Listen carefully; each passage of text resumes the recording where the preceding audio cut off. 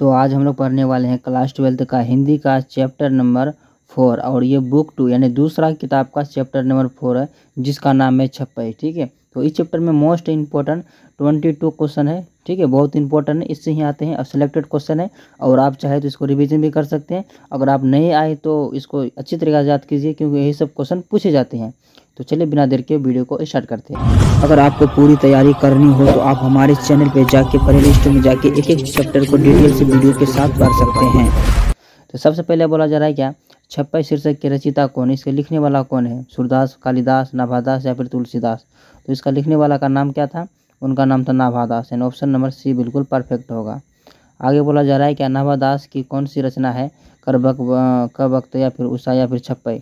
इसका जो आंसर है ऑप्शन नंबर हो जाएगा डी हो जाएगा छप्पई। आगे बोला जा रहा है क्या, नाभादास किस धारा के कवि थे, निर्गुण या फिर क्या बोलते हैं। देखिए तो इसका जो आंसर है ऑप्शन नंबर बी हो जाएगा सदगुणोपासक राम भक्ति धारा। ठीक है, तो इसका आंसर ऑप्शन नंबर बी हो जाएगा। आगे बोला जा रहा है क्या, नाभादास किसके समकालीन थे, कबीर के दास या फिर सूरदास या फिर तुलसीदास, इनमें से कोई नहीं। तो ये जो था ना वो क्या हो जाएगा, तुलसीदास हो जाएगा, ऑप्शन नंबर सी हो जाएगा। आगे बोला जा रहा है क्या, नाभादास जन्म कब हुई था, मतलब उसका जन्म कब हुआ था नाभादास का।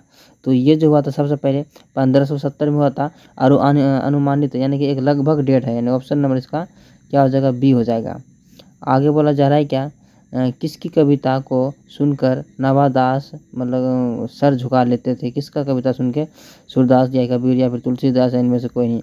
तो ये जो था ना सूरदास का कविता सुनकर वो सर झुका लेते थे, ऑप्शन नंबर इसका ए हो जाएगा। तो इसका ऑप्शन नंबर क्या हो जाएगा, ए बिल्कुल सही हो जाएगा। ठीक है, किसी कविता सुनकर नाभादास हो जाता है तो ऑप्शन नंबर ए हो जाएगा।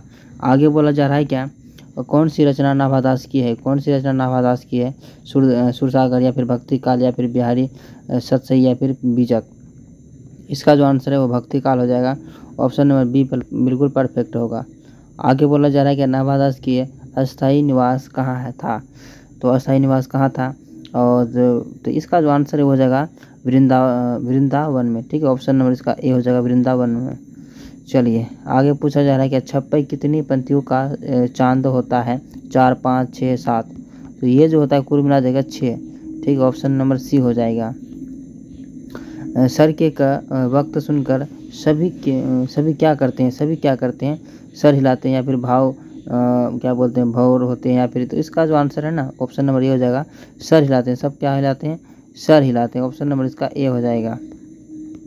आगे पूछ रहा है क्या, सर के वक्त मतलब सुनी कौन कवि के कौन सा अलंकार है। तो ये जो ना क्या बोले अनुप्रास हो जाएगा, ऑप्शन नंबर इसका डी हो जाएगा, अनुप्रास हो जाएगा। कबीर किस में भेद नहीं करते हैं, मतलब कबीर किस में भेद नहीं करते हैं। तो इसका जो आंसर है वो हो जाएगा हिंदू और मुसलमान में वो भेद नहीं करते, ऑप्शन नंबर इसका डी हो जाएगा। आगे पूछ रहा है, नाभादास में जाति पाति एवं वर्णाश्रम का खंडन किस कवि के छप्पई में लिया गया है। तो ये जो हो जाएगा कबीर में। ठीक है, किसमें, कबीर में, ऑप्शन नंबर इसका बी होगा।